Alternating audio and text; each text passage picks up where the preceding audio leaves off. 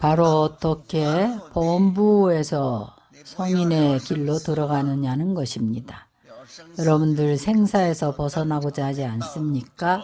생사에서 벗어나고자 하면 정상적인 길을 따라서 가야 합니다. 생사에서 그래야만 생사에서 벗어날 수 있습니다. 금강반야바라밀, 바로 우리가 생사에서 벗어날 수 있는 중요한 도입니다. 그러면 금강경은 무엇으로 종지를 삼는가 하면 금강경은 무상법문입니다. 이것이 바로 경전의 종지입니다. 바로 무상으로서 종지를 삼습니다. 바로 우리나라에서는 우리 선종에서는 모두 이 경을 준수합니다. 일체에 상에 집착하지 않습니다. 일체에 집착이 없습니다. 금강반야바라밀경은 무상법문입니다.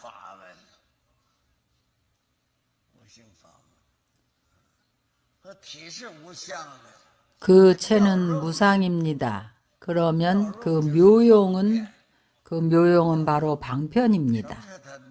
무엇이 그 묘용인가 하면 무주입니다. 이 경을 시작할 때 수보리 존자가 부처님께 설법을 청할 때에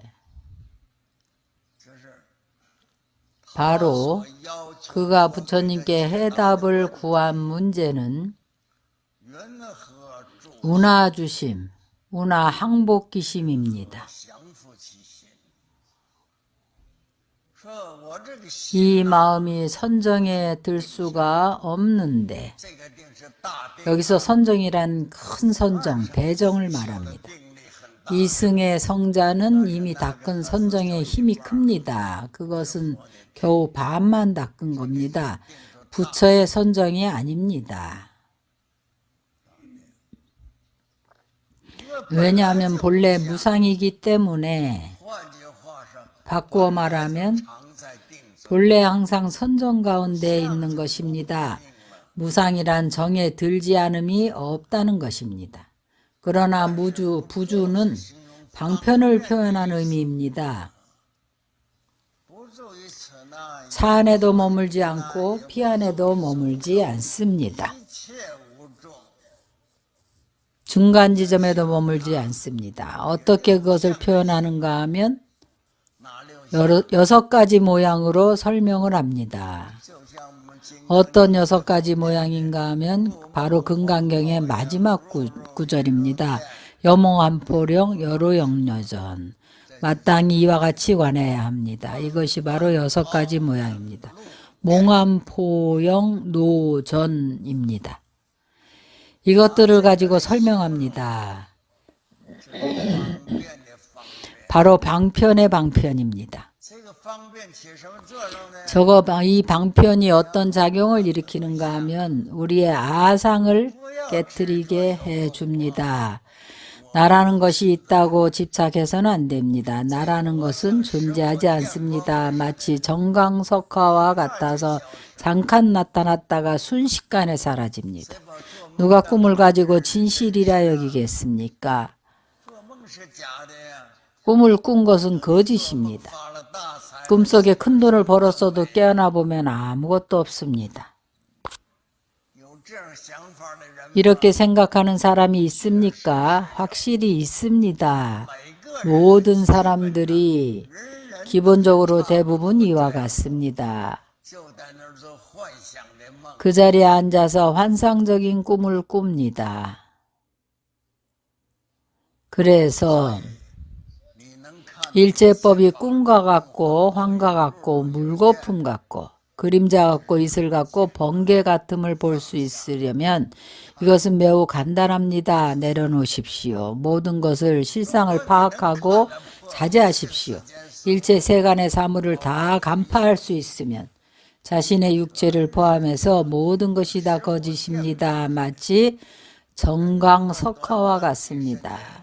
사람은 겨우 몇십 년을 삽니다. 내지는 한 100년 삽니다. 더 많은 시간을 산다 하더라도 역시 언젠가는 죽는 거는 마찬가지입니다. 길고 짧음이 지극히 간단합니다. 과거에는 1000년을 살았는데 1000년이라 해도 우리의 100년과 같았습니다. 그래서 이 경전에서는 설했습니다. 이와 같은 인생관을 가져야 한다고 했습니다. 일체법이 꿈과 같고 환과 같고 번개와 같고 아침 이슬 같고 그 자리에 앉아서 몽롱한 상태로 망상하지 마십시오. 이런 종류의 사물들은 많이 있습니다. 우리가 평소에 자주 듣습니다. 어떤 사람들은 유난히 환상을 많이 합니다. 이 모든 것을 다 파하고 이러한 상들을 모든 법의 일체상을 깨뜨려야 합니다. 법상도 모두 깨뜨려야 하는데 비법상은 더더욱 깨뜨려야 없애야 합니다. 아상법상 일체 비법상을 모두 다 깨뜨려 없애야 합니다. 깨뜨려 없애는 것이 아니라 본래 바로 허망한 것인데 하필 집착할 필요가 있겠습니까? 그래서 실상을 깨달아야 한다는 것입니다. 이것은 바로 본 경전의 가장 중요한 의미입니다.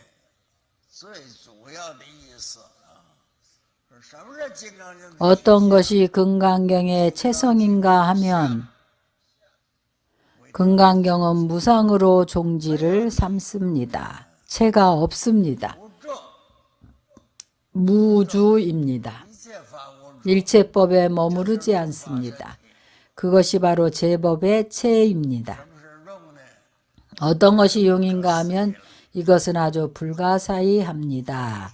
아주 미묘합니다. 내가 최근에 아주 미묘하다는 얘기를 많이 합니다. 묘법연화경을 강설하고 있습니다. 보살 행원품을 강설하고 있습니다. 모두 미묘한 경전입니다. 이 미묘함은 바로 묘유입니다. 이 묘유로서 묘용을 삼습니다. 우리 모두는 다 작용이 있습니다. 각자 다른 작용이 있습니다.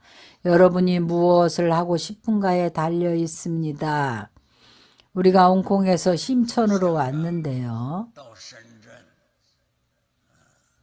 우리가 진여사에 도착했습니다. 모두 용 가운데 있는 것입니다. 그러나 여기에서 사용하는 용은 다릅니다. 어떻게 다른가 하면 그 용은 생사에서 해탈하는 데 있습니다. 홍콩과 심천에서 모두 돈 버는 데 용 쓰고 있습니다. 무역을 하면서 어떻게 하면 큰 돈을 벌 수 있을까? 이것이 우리에게는 전부 다 거짓인 겁니다. 그것을 꿈과 같고 환과 같고 물거품 같고 그림자 같이 보아야 합니다. 우리 용은 어디에 용을 쓰는가 하면 생사에서 벗어나는 것입니다. 생사는 본래 가짜입니다. 여러분들이 미혹해 있는 것입니다. 여러분이 그것에 미혹되어서 요달하지 못하는 것입니다. 금강경은 바로 이것을 전적으로 파하는 것입니다. 전적으로 생사를 요달하는 것입니다. 여러분들이 여러분들의 마음을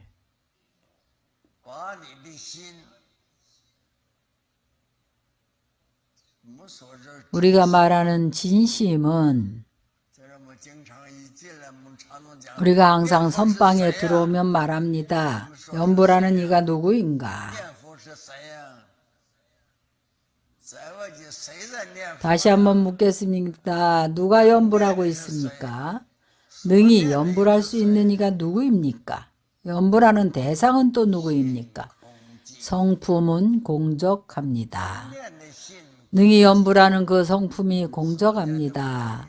연불하는 대상인 부처님도 그 성품이 공적합니다. 우리 선종에서는 근기를 만나면 깨닫게 해줍니다. 이런 유형의 설법들이 매우 많이 있습니다. 우리 앞에 선방에 붙여 있는 선방에 화두 공안을 붙여 놓았습니다. 능히 연불하는 자가 누구인가? 누가 연불을 하고 있는가? 깨닫고 나면 어떻게 답을 해도 다 맞습니다. 미안 가운데 있을 때는 어떻게 답을 해도 다 틀립니다. 왜냐하면 말뿐이지 실제 뜻이 없기 때문입니다. 단지 입을 열기만 해도 틀린 것입니다. 화두는 내가 화두 참고하는 것을 보았습니다. 여러분이 화두가 무엇인지를 한번 생각해 보십시오. 말을 하지 않고 생각을 내지 않을 때에 언어가 없을 때 그 앞에는 무엇이 있습니까? 그 앞에는 바로 수보리가 부처님께 여쭌 것입니다. 무엇을 말했는가 하면 어떻게 우리 마음을 주지할 수 있는가입니다. 어떻게 마음을 항복받을까입니다.